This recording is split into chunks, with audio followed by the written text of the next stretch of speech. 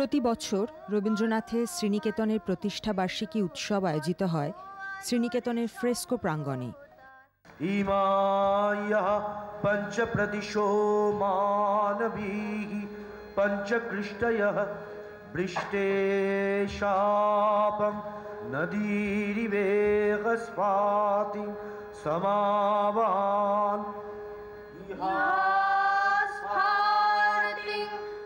চিরাচরিত প্রথায় সঙ্গীত ও বৈদিক মন্ত্রপাঠ, বিভাগীয় প্রতিবেদন পাঠ এবং নিদর্শনপত্র প্রদানের মাধ্যমে ৯১তম শ্রীনিকেতন বার্ষিক উৎসব পালিত হয়।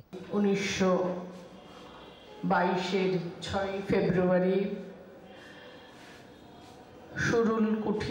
সুরুলে যে শ্রীনিকেতনের প্রতিষ্ঠা হয়েছিল, যে শ্রীনিকেতনের মাধ্যমে রবীন্দ্রনাথ চেয়েছিলেন গ্রামীণ জীবনে অশেষ শ্রী, আক্ষরিক অর্থেই শ্রী সৌভাগ্য সঞ্চারিত করে দিতে, অনুস্যূত করে দিতে, সেই শ্রীনিকেতনের ৮৯তম প্রতিষ্ঠা দিবস উদযাপনের শুভ লগ্নে আমরা সমবেত।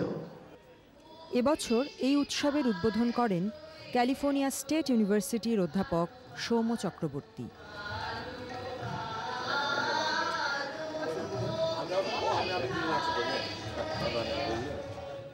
শ্রীনিকেতন রবীন্দ্রনাথের সময় থেকে কত বৃদ্ধি পেয়েছে এবং তাতে কত রকমের কাজ হয়, যেটা আমার কাছে একটু আশ্চর্যের। সেটা হচ্ছে, ধরুন যারা কলকাতায় থাকেন তাদের সমস্ত দৃষ্টি কিন্তু শান্তিনিকেতনের ওপর। শ্রীনিকেতন সম্পর্কে ওরা অতটা খোঁজ রাখেন না, এবং কি হয় সেখানে জিজ্ঞেস করলে অনেকেই স্পষ্টভাবে কিছু বলতে পারবেন না। আমার কাছে মনে হয় বিশ্বভারতীর এই যে দুটো ডানা, একদিকে শান্তিনিকেতন আর একদিকে শ্রীনিকেতন, এর মধ্যে একটা অসামঞ্জস্য আছে, সেটা দূর করার প্রয়োজন। বিশেষ করে শ্রীনিকেতনের বিভিন্ন বিভাগে এত কাজ হয়, এগুলো বিশ্বব্যাপী মানুষের কাছে পৌঁছে দেওয়ার জন্য আজকাল যে টেকনোলজি তৈরি হয়েছে, ইন্টারনেটে ওয়েব, সেই ওয়েবের মাধ্যমে আমার মনে হয় অনেকটা খবর মানুষের কাছে পৌঁছে দেওয়া যাবে। আজকালকার এই গ্লোবালাইজেশন বা গোলকায়ন বা বিশ্বায়নের দিনে আমাদের শহরের ইনফ্লুয়েন্স আসছে খুব বেশি রকম এই গানের মধ্যে। ফলে অনেক বাউলই তাদের নিজস্ব যন্ত্রাদি বা ত্যাগ করে বা তার ওপরে যাত্রা বা থিয়েটারের শিল্পীদের নিয়ে আসেন সঙ্গত করার জন্য। এতে কিন্তু গানের মানটা ক্ষুণ্ণ হয় এবং গানের যে চরিত্রটা সেটাও নষ্ট হয়ে যায়। বিশ্বভারতী কর্তৃপক্ষের কাছে আমার আবেদন যে আপনারা এইটার দিকে যদি একটু নজর দেন। এই প্রতিষ্ঠা বার্ষিকী উৎসবকে কেন্দ্র করে শ্রীনিকেতনে প্রতি বছর আয়োজিত হয় ৩ দিনের মাঘ মেলা। এই মেলা পৌষ মেলার মতো বিশাল না হলেও এই গ্রামীণ মেলা শ্রীনিকেতন ও পার্শ্ববর্তী অঞ্চলের জনমানসে বিপুল উদ্দীপনার জোয়ার আনে। এই মেলার আয়োজনে রবীন্দ্রনাথের পল্লীচিন্তার প্রেক্ষাপট এখনও বর্তমান। রবীন্দ্রনাথ বলেছিলেন, ভারতবর্ষের ভিতই হচ্ছে গ্রাম। এই ভিত থেকেই দেশের পুনর্গঠনের কাজ শুরু করতে হবে। ভারতবর্ষের ভিত সমাজপ্রধান, রাষ্ট্রপ্রধান নয়, এ কথাও বারবার বলেছেন কবি। সে কারণেই তিনি গ্রাম পুনর্গঠনের ওপর বিশেষ গুরুত্ব দিতে চেয়েছিলেন। সমস্ত পল্লীবাসীদের শিক্ষায়, দীক্ষায়, আচার ব্যবহারে ও কর্মের মধ্যে আত্মশক্তি গড়ে তুলতে চেয়েছেন। তাদেরকে স্বনির্ভর হবার জন্যে অনুপ্রাণিত করেছেন।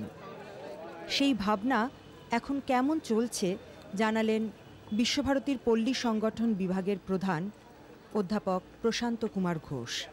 মাঘ মেলা প্রতি বছরের ন্যায় এবছরও হচ্ছে, কিন্তু এবারে বিশেষ যেটা হচ্ছে, এবারে দোকানপত্র অনেক বেশি এসছে। এক্সিবিশন এটা ছাড়া আর একটা এক্সিবিশন কাম সেল, যেটা আমরা হস্তশিল্পের উপরে দৃষ্টি দিয়ে এখানকার শিল্পীদের, বীরভূমের ডিআইসি, যেমন ডেভেলপমেন্ট কমিশনার হ্যান্ডিক্রাফটস থেকে 10 জনকে নিয়ে 30টা স্টল আমরা এক্সট্রা করেছি।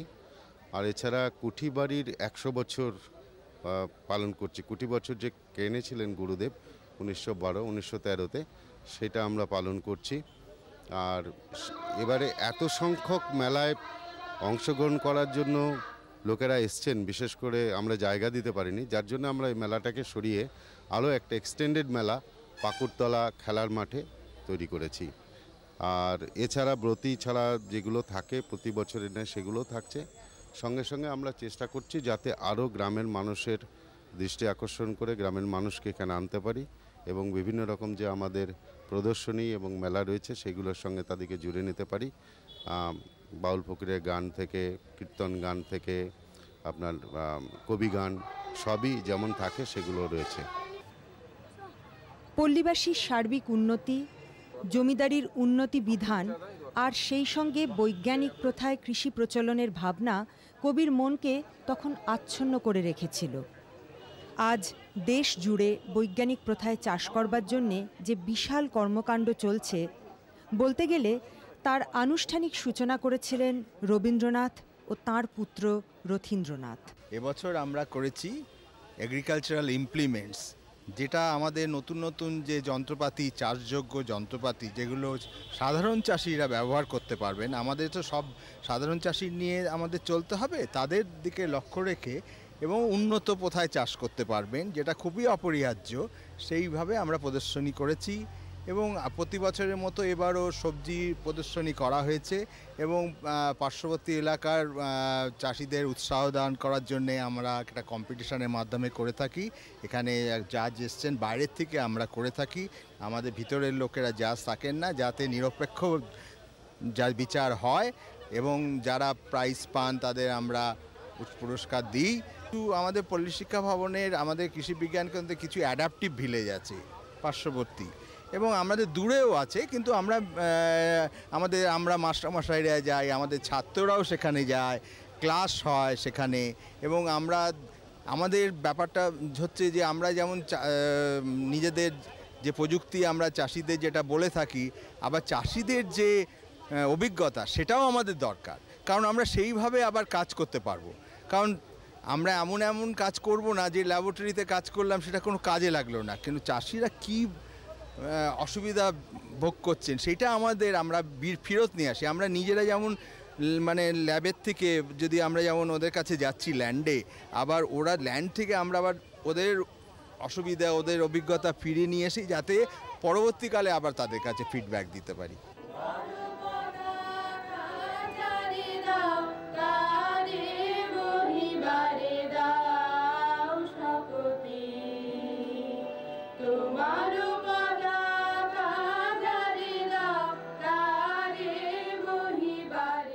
শ্রীনিকেতন মেলার আরেকটি অঙ্গ ব্রতী দলের অনুষ্ঠান। তার পিছনেও কিন্তু কাজ করেছে কবিগুরুর ভাবনা। 1924 সালে রবীন্দ্রনাথ সহায়ক দলদের ব্রতী দল বলে নামকরণ করেছিলেন। ব্রতী দল কারণ তাঁরা নিজেদের সমাজ ও পল্লী উন্নয়নের কাজে নিজেরাই অন্তরের তাগিদে প্রবৃত্ত হয়ে ব্রতী হবেন। কেবলমাত্র তাঁরা নিজেরা সহায়ক হিসেবে থাকবেন না। এর ফলে ধীরে ধীরে ব্রতীরা গ্রাম সেবার নানান কাজ করতে গিয়ে একটা সময়ে নিজেরাও পল্লী উন্নয়নের কাজে ব্রতী হয়ে পড়তেন।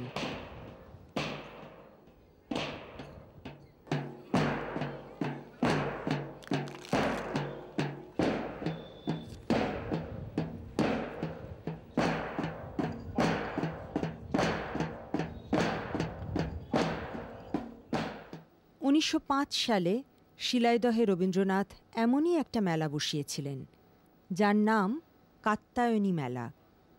এর বছর দুয়েক বাদে ওই অঞ্চলে রাজরাজেশ্বরীর মেলা নামে আরও একটি মেলার সূচনা করেন। এদেরই বর্ধিত ও পরিবর্তিত রূপ আমরা পাই মাঘ মেলার আয়োজনে। আপনার নাম? আমার নাম মল্লিকা দাস। কোথা থেকে এসেছেন? রায়পুর থেকে। সুপুর রায়পুর, এই কাছে রায়পুর থেকে এসেছি। কি তৈরি করেন আপনারা? আমি জুটের মধ্যে মানে পেপার পাল্পের উপর জুটের কাজ করি। আর এখান থেকে আমি বিশ্বভারতী পল্লী সম্প্রসারণ থেকে এই ট্রেনিংটা নিয়েছি, বোধহয় 8-10 বছর হলো। নিয়ে এখন আমি মেয়েদিকে বানাতে দিই বা আমি নিজেও বানাই। মানে অনেক জায়গায় মেলা করি, দূর দূর জায়গায় মেলা করি, এইসব করি ব্যবসা। এগুলোতে লাভ কেমন হয়? লাভ ভালো হয়, মানে এক একটা মালে আমি মেয়েদিকে বানিয়ে বা সব বাদ দিয়ে, মানে মেটেরিয়ালের খরচা টরচা বাদ দিয়ে কম করে এক একটা মালের উপর 25-30 এরকম করে থাকে। আপনি এটা কি তৈরি করছেন? এটা আপনার গালা দিয়ে ঝুমকো এবং টাপ হচ্ছে কানের। আপনার নাম কি? আমার নাম শেখ ইউসুফ আলী। কোথা থেকে এসেছেন? আর সুরুল গ্রামের। আপনি এই যে জিনিস তৈরি করার এটা কোথা থেকে শিখেছেন? এটা আপনার প্রথম শিখেছিলাম এই শ্রীনিকেতনে, যিনাকে এনেছিলেন আপনার গুরুদেবের গাড়িতে করে ইলামবাজার থেকে। উনি এসে এখানে ট্রেনিং দিতেন অনেক দিন আগে আর কি, মানে যখন বিশ্বভারতী শুরু হয় সেই সময় থেকে। তার কাছে, মানে তার ভাইপোর ছাত্র আমি আর কি, তার ভাইপোর কাছে শিখেছিলাম। ওরা কাকা ভাইপো কাজটা করতেন, গালা শিল্পটা। এবং এই গালা শিল্পটা আপনার এই শ্রীনিকেতনে প্রথম দিকে শুরু হয়েছিল, মানে শিল্প সদন যখন শুরু হয় তখন এই গালা শিল্পী এবং বাঁশ আরও কয়েকটা শিল্প নিয়েই শুরু হয়েছিল। আমি সেই তাদেরই ছাত্র আর কি। আচ্ছা, এই যে আপনি শিল্প চালিয়ে যাচ্ছেন তাতে লাভ কতটুকু হচ্ছে? লাভ হচ্ছে মোটামুটি আমার সংসার চলে যাচ্ছে এইরকমই আর কি। অন্য আর নতুন লোক কি এই শিল্পের সঙ্গে জড়িত হচ্ছেন? না, আমার বাড়িতে দু একজন কাজ করে এই গালা শিল্পের, আর অনেকে ট্রেনিং নিয়ে সেরকমভাবে এগিয়ে আসে না, কারণ গালাটার এখন এত দাম বেড়ে গেছে যার জন্যে অনেকে কাজটা করছে না। 1 বছর আগে গালার দাম ছিল আপনার 250 টাকা, এখন 1450 টাকা কেজি। হ্যাঁ, আমি এখানে যে মালগুলো রয়েছে তার মধ্যে আপনার অর্নামেন্টটা বেশি করছি। এছাড়া আপনার পেপার ওয়েট, ফুলদানি আরও বড় বড় আইটেম ছিল, সেগুলো আমি আর বানাতে পারছি না অনেক দাম বেড়ে যাওয়ার জন্য। আমার নাম ভক্ত ভাস্কর, বাড়ি আমার অগ্রদ্বীপ নতুন গ্রাম। সেই নতুন গ্রাম থেকে আমরা এসেছি কাঠের পুতুল নিয়ে। প্রতি বছর কি এই মেলায় আসেন? আমরা প্রতি বছরই আসি, আগে আসতাম, শান্তিনিকেতনের মেলাতেও আসি। এই শিল্পকর্ম জায়গায় আমাদের এই শিল্প জিনিস বিক্রি হয় বলে আমরা আসি। চাহিদা কেমন? চাহিদা খুব ভালোই আছে। বিভিন্ন জায়গায় গভর্নমেন্টে আমাদের মেলা ফেলা দেয়, কলকাতা সরকারি যেসব মেলা দেয় আমরা সেই মেলায় যাই। বেচাকেনা খারাপ হয় না, এইভাবেই চলে যায়। তবে খুব একটা বেশি রকম দাম ধরলে বা বেশি কিছু বললে হয়তো বিক্রি হয় না, সেই চলে যায় কোনো রকম আর কি। আপনি দেশে বিদেশে নানা জায়গায় যাচ্ছেন, অনেক দিন ধরে করছেন, তার আপনাদের অর্থনৈতিক অবস্থার কি কোনো উন্নতি হয়েছে? দেখুন, এই কাজটা আমাদের বংশ পরম্পরা। আমাদের এই নতুন গ্রাম বলে যে জায়গা আছে, এই গ্রামে প্রায় আমরা এখন বর্তমানে 30 থেকে 40 ঘর হয়েছি। এই গ্রামের ছেলে মেয়ে বউ সকলেই কাজ করে। এই কাজ করেই আমাদের জীবিকার নির্বাহ। আমাদের যখন ডক্টর রাধাকৃষ্ণ ছিলেন তখন আমার কাকা রাষ্ট্রপতি পুরস্কার পেয়েছেন, এবং আমি 86-এ ভারত ফেস্টিভ্যাল কম্পিটিশনে আমি আমেরিকা গিয়েছিলাম। আমাদের মহা এক্সিবিশন হয়েছিল ফিলাডেলফিয়াতে। ওই এক্সিবিশনে গিয়ে আমি যেটুকুনি বুঝতে পারলাম যে আমাদের ছোট ছোট কাঠের পুতুল বা পেঁচা বা মূর্তি আমাদের ওখানে খুবই ভালোই চাহিদা আছে। কিন্তু আমরা এক্সিবিশন ছাড়া তো, গভর্নমেন্টের সহানুভূতি ছাড়া তো যেতে পারবো না।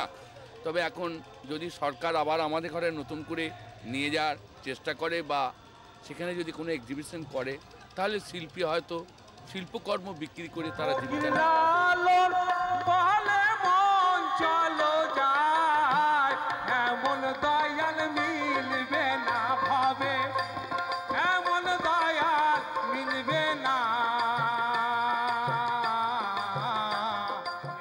কবির ভাবনায় ছিল গ্রামীণ লোকসংস্কৃতি শিল্পী, কীর্তনিয়া, যাত্রাপালার দল মেলায় আসবেন, আর সেই সঙ্গে নানান আনন্দ অনুষ্ঠানের মধ্যে দিয়ে তাঁরা নিজেদের বিভিন্ন সামাজিক সমস্যা ও গ্রাম উন্নয়ন নিয়ে আলাপ আলোচনা এবং ভাবনা চিন্তা করবেন।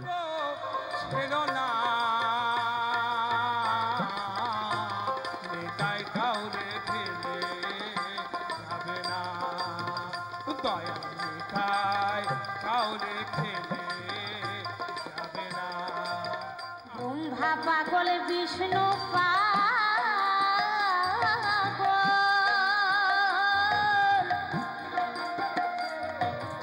আর এক পাগল ওরে খাওয়া যায় না ধরা।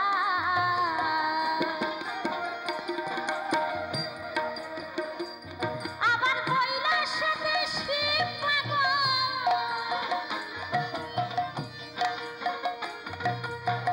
ওরে খাপা কৈলাসেতে শিব পাগল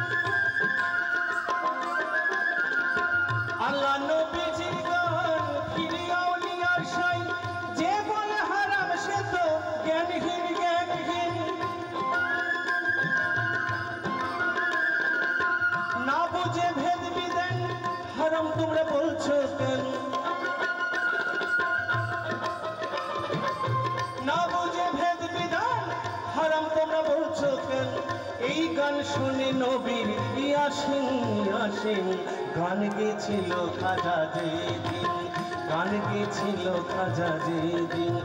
আকাশটা কাঁপছিল কেন, জমিনটা নাচছিল কেন, আকাশটা কাঁপছিল কেন, জমিনটা নাচছিল কেন, বড় পীর ঘামছিল কেন, সেই দিন গান গেছিল খাজা যেদিন, গান গেছিল খাজা যেদিন, গান গেছিল খাজা যেদিন।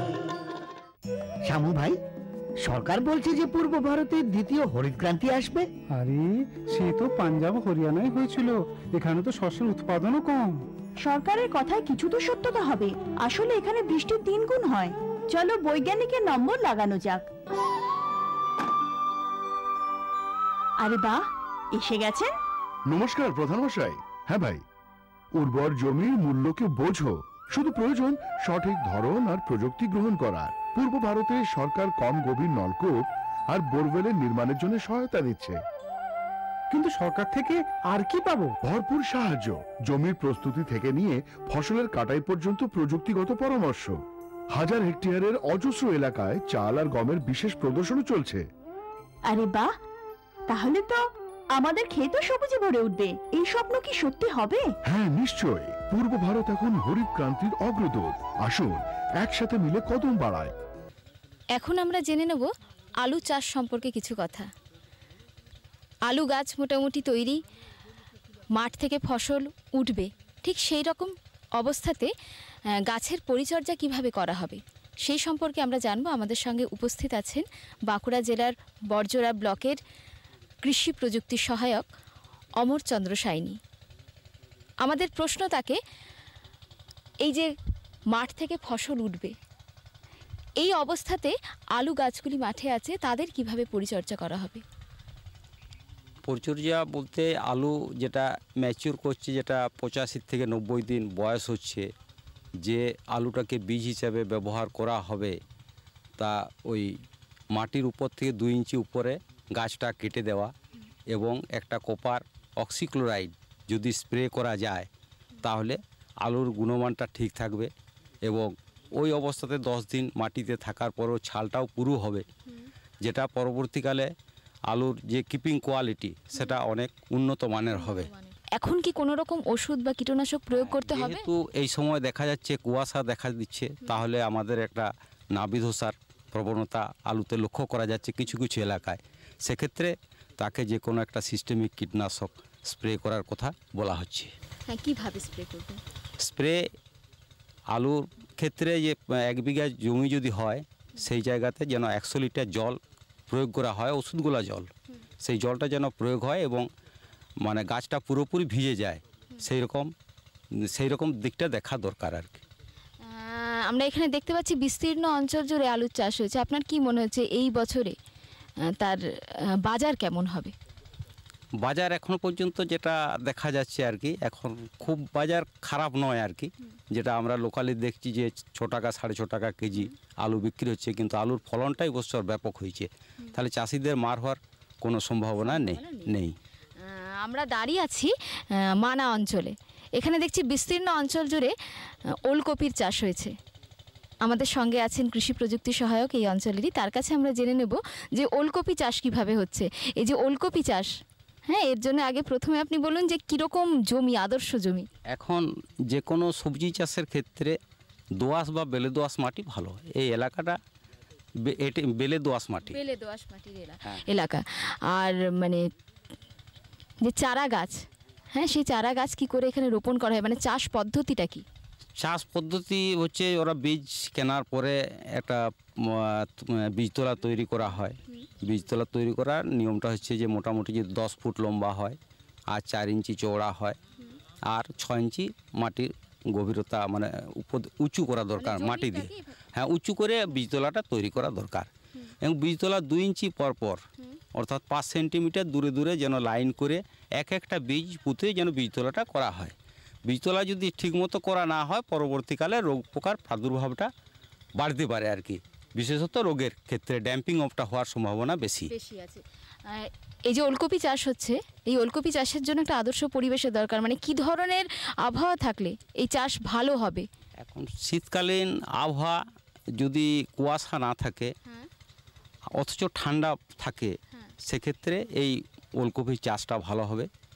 আর কুয়াশা থাকলে অনেক ক্ষেত্রে কিছু ছত্রাকের আক্রমণ হওয়ার সম্ভাবনা থাকে। এবছরটা কি মনে হচ্ছে? এবছরটা এ পর্যন্ত ভালো ছিল, এরপরে যেটা দেখা যাচ্ছে এখন আবার কুয়াশার প্রাদুর্ভাব হচ্ছে, এরপরে একটু ফসলের ক্ষতি হতে পারে আর কি।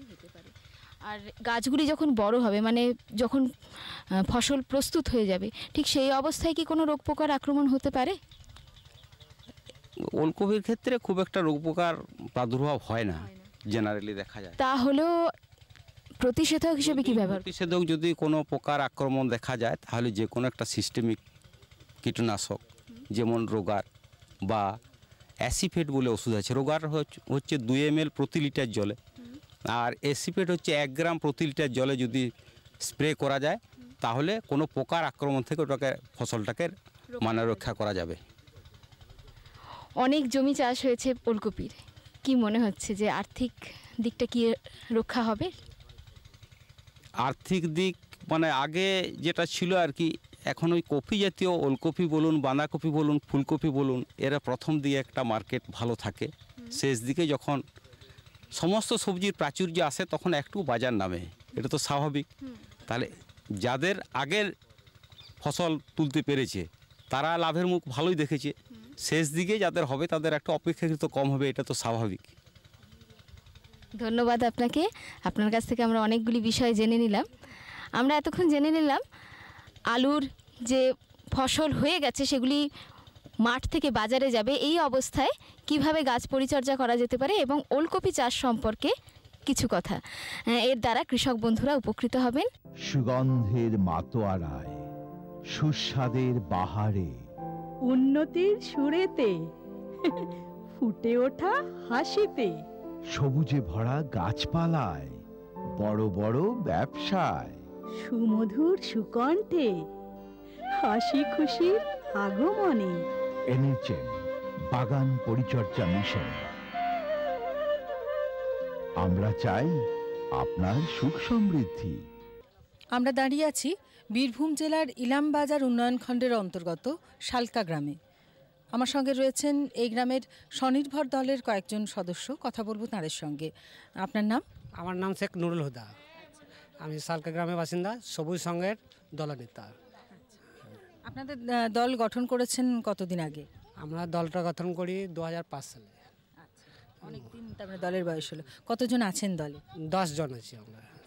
তো এই যে মাছ চাষ তো ব্যক্তিগতভাবেও করা যেতে পারে, কিন্তু দল গঠনের মাধ্যমে মাছ চাষ করছেন, তো এই ক্ষেত্রে আলাদা কিছু বাড়তি কিছু উপযোগিতা লক্ষ্য করছেন? হ্যাঁ, বাড়তি কিছু উপযোগিতা লক্ষ্য করছি বলতে, দল গঠন দলগতভাবে করলে পরে আমাদের দেখাশোনাটা ভালো হবে এবং চাষ করতে সুবিধা হবে।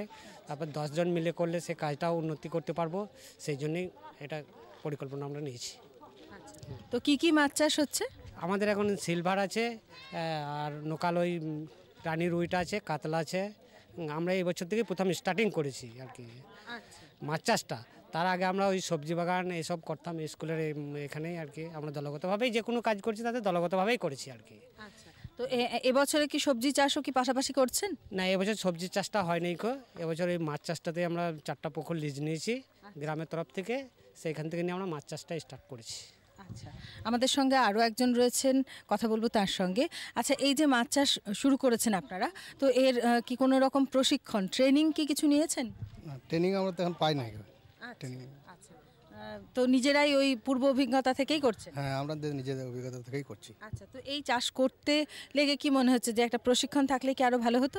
প্রশিক্ষণ থাকলে একটু ভালো হতো আমাদের। তার জন্য আবেদন কিছু করেছেন? আবেদন সেরকম কোথাও আমরা পাই নাই তো, যে কোথাও আবেদন করবো, তবে হলে ভালো হয়। আচ্ছা, তো এই যে মাছ চাষ শুরু করেছেন, নিশ্চয়ই কাছাকাছি বাজার ঘাট সেসব জেনে নিয়েই করেছেন। বাজার কোথায়? বাজার আমাদের ইলাম বাজার, দুবরাজপুর, এই দু জায়গা। আচ্ছা, তো বিগত দিনে সবজি চাষে আপনিও ছিলেন নিশ্চয়ই? হ্যাঁ, নিশ্চয়ই। সবজি চাষে কিরকম লাভ দেখেছিলেন? হয়েছিল মোটামুটি, গ্রামেই কিছু বিক্রি হয়ে যেত, আসতো কেউ গ্রামে কিনতে। আচ্ছা আচ্ছা, তো স্থানীয় এই বাজারেই আপনাদের বিক্রি হয়েছে? স্থানীয় বাজারেই বিক্রি। আচ্ছা, এবং মাছ চাষের ক্ষেত্রে কি মনে হচ্ছে এটা লাভজনক হবে আরো বেশি? হ্যাঁ, করতে পারলে, প্রশিক্ষণ পেলে পরে আমাদের লাভজনক আরো হবে। আচ্ছা আচ্ছা, আচ্ছা, হ্যাঁ, আপনি আর্থিক বিষয়ে কিছু বলতে চাইছেন? না, আমি বলছি যে আমাদের এই প্রশিক্ষণগুলো পেলে পরে আমরা এখন সাময়িক যেগুলো মানে মাছ চাষ যারা করে তাদের কাছে জেনে শুনে সেরকমভাবেই চাষটা করছি। আমরা যদি আমাদের সরকারিভাবে কিছু প্রশিক্ষণ পাই তাহলে আমাদের চাষ করতে সুবিধা হবে আরও আর কি। হ্যাঁ, বিগত মানে আমরা এখন তো কয়েক বছর লিজ নিয়েছি এই পুকুরগুলো। আমরা তো এখন প্রথম চাষ করছি, এবার চাষ তো আমরা সম্বন্ধে হয়তো অনেক কিছু অভিজ্ঞতা নাই, সেটা জানার জন্যই আমরা চেষ্টা করছি। পঞ্চায়েতে আবেদন করেছি যে আমাদের যাতে একটা প্রশিক্ষণ দেওয়া যায় মাছ চাষের ব্যাপারে। হ্যাঁ, অনেক অনেক ধন্যবাদ। আমরা কথা বলে জানলাম যে অনেকটা আশা নিয়েই তারা কাজ শুরু করেছেন, তবে কাজ করতে করতে যে অভিজ্ঞতা পাওয়ার কথা সেটা অর্জন করছেন তারা, এবং আগামী দিনে অবশ্যই তারাও প্রশিক্ষণ নিতে চান এবং আরও অনেক বেশি উন্নত মানের মাছ চাষের ক্ষেত্রে এগিয়ে যেতে চান। এই নাও আর কিছু বাস। আরে এটা কি ভাই, এতটুকু রাসায়নিক সার? কৃষিকাজ ছাড়ছো কি? কৃষিকাজ নয়, বোকামি ছাড়ছি। মাটির পরীক্ষা করিয়েছি।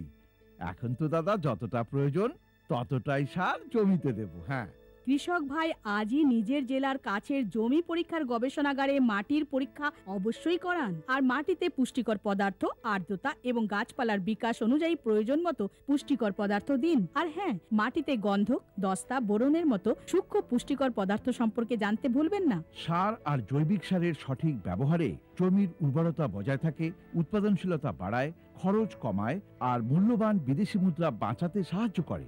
আর হ্যাঁ, ধীরে ধীরে নাইট্রোজেন সরবরাহকারী সার যেমন নিমযুক্ত ইউরিয়াকে অগ্রাধিকার দিন, আর ইউরিয়া পাতার উপর ছড়িয়ে দিন। আরে বাহ, তুই তো সত্যিই বুদ্ধিমান হয়ে গেছিস রে।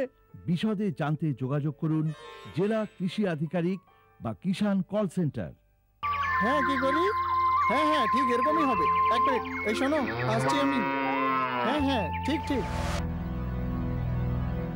হ্যাঁ হ্যাঁ, ঠিক আছে একদম। হ্যাঁ হ্যাঁ, ঠিক আছে। আচ্ছা আচ্ছা। কার সঙ্গে কথা বলছিলে এত হেসে হেসে? আরে বাবা, কিষাণ কল সেন্টার, বিশেষজ্ঞের সাথে চাষের ব্যাপারেই কথা বলছিলাম। সকালেও দুপুরেও? আরে বাবা, কিষাণ কল সেন্টার তো সকাল 6টা থেকে রাত 10টা অবধি খোলা। রোববারেও? হ্যাঁ গো, বছরে 365 দিন। এত ফোনের বিল কে দেবে? আরে বাবা, কিষাণ কল সেন্টারের পরিষেবা সম্পূর্ণ বিনামূল্যে। কিন্তু তুমি এগুলো জিজ্ঞেস করছো কেন? আমি তো অন্য কিছু ভাবছিলাম। কৃষক ভাইরা কৃষিকাজ সংক্রান্ত সমস্যার নিজের ভাষায় তাড়াতাড়ি সমাধানের জন্য ভারতের যে কোনো ফোন থেকে রাষ্ট্রীয় হেল্পলাইন নম্বর 1800-180-1551-এ যোগাযোগ করুন। কৃষকের বন্ধু, কৃষকের কল সেন্টার। কেমন লাগছে আমাদের অনুষ্ঠান? আমাদের চিঠি লিখে জানান। চিঠি লেখার ঠিকানা কৃষি দর্শন, অধিকর্তা দূরদর্শন কেন্দ্র, শান্তিনিকেতন, শান্তিনিকেতন, সূচক 731235।